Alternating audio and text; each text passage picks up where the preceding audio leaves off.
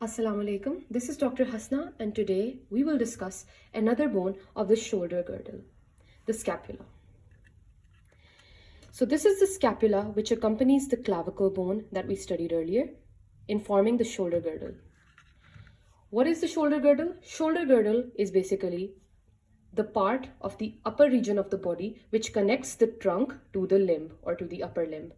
So the shoulder girdle is basically comprised of two bones, namely the clavicle and scapula. I have covered the topic of clavicle in my previous videos. Today, I will cover scapula.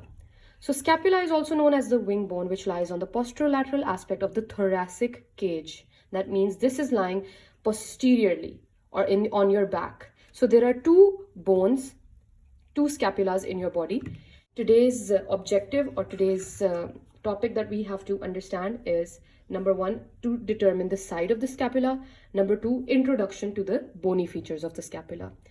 So firstly, let's start talking about the normal side determination of the scapula. How will you determine if this is the right or the left scapula? There are 3 points of side determination that you have to have on your fingertips.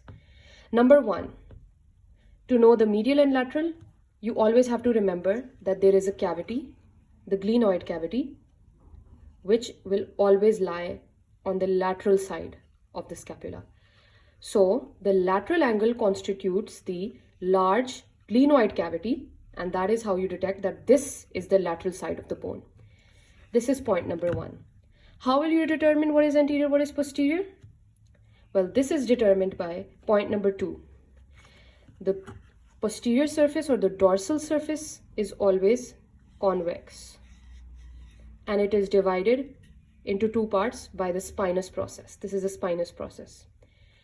Moreover, the costal surface, on the other hand, is concave. This was point number two. And point number three is that the thickest border will be the lateral border.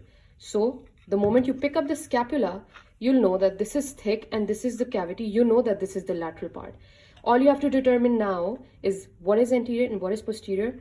Since this is concave and this is convex, now you know that this is the left side scapula.